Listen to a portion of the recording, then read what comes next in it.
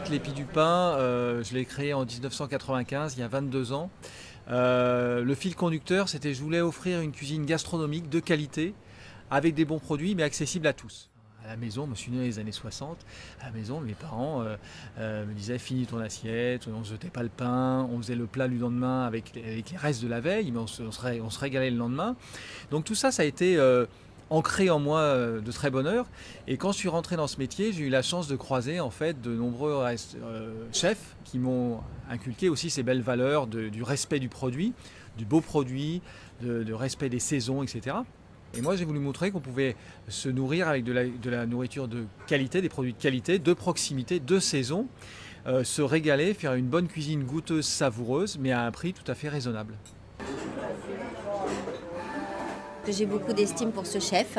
J'aime beaucoup sa démarche vis-à-vis de ses producteurs, sa démarche technique. Il est dans une belle régularité de travail. Et puis, il fait très attention au choix de ses producteurs et au lien entre la qualité du goût et le rapport avec la planète et le développement durable. Et je trouve que c'est intéressant maintenant qu'on arrive à avoir cette vision transverse-là.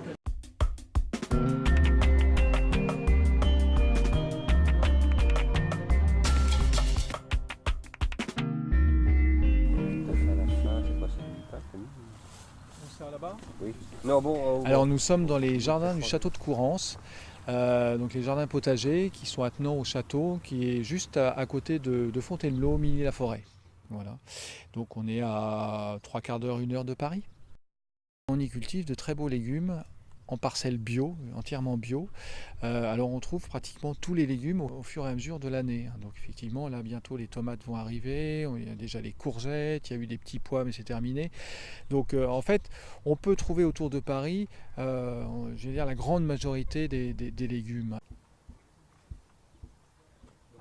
La démarche est très intéressante parce que ça nous permet de travailler à la demande, c'est-à-dire par rapport à des variétés, des conditionnements, mais surtout des grosseurs de légumes. Parce que souvent il y a des petits légumes qui est demandé, alors que dans la grande distribution, bon, on va essayer de faire du gros légume. Zéro déchet, bon, déjà il y a beaucoup de légumes, on peut consommer la totalité. Donc déjà ça va faire zéro déchet.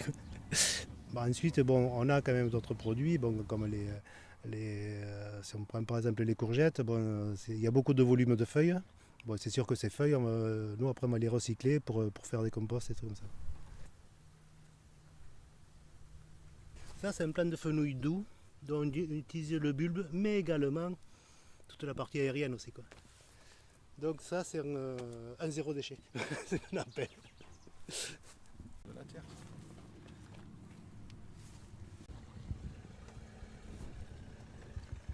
C'est à nous aussi de bien utiliser tous ces produits jusqu'au bout et justement ne serait-ce que déjà pour une question de respect par rapport à Gérard, là entre autres, et son équipe, parce que quand on utilise ce produit jusqu'au bout, on ne le gaspille pas et lui, il met du temps à les faire pousser.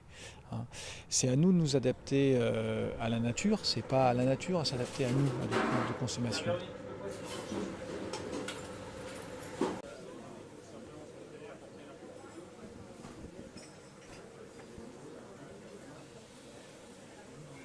Un métier de cuisinier, c'est un métier de cœur. Hein. Pour moi, c'est important de transmettre ça aux consommateurs, à mes équipes en cuisine, dans les écoles hôtelières, et de leur dire achetez un produit de qualité. Posez-vous la question, est-ce que je ne peux vraiment rien faire avec la moindre parure de viande, de poisson, de légumes? Et vous verrez, la plupart du temps, vous allez trouver des idées. Ouvrez votre frigo avant d'aller faire les courses. Ne remplissez pas des caddies à outrance. Dégraissez vos caddies. C'est à nous aussi d'éduquer le consommateur à bien comprendre que lui, à son niveau, quotidiennement, chez lui, il pouvait avoir un geste important pour le climat et les générations à venir.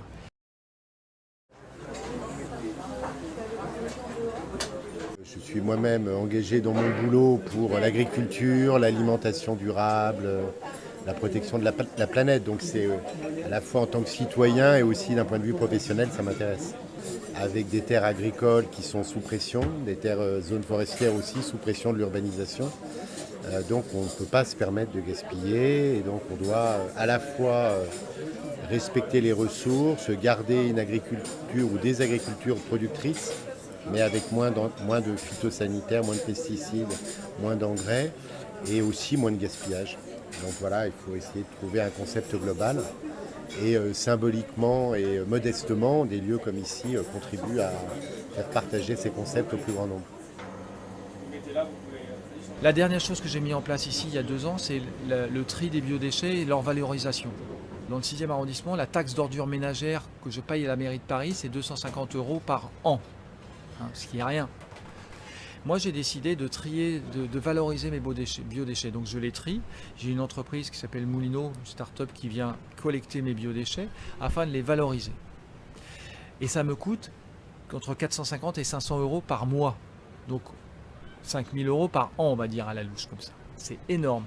Mais je le fais par conviction parce que je reste convaincu que nous devons le faire, tous.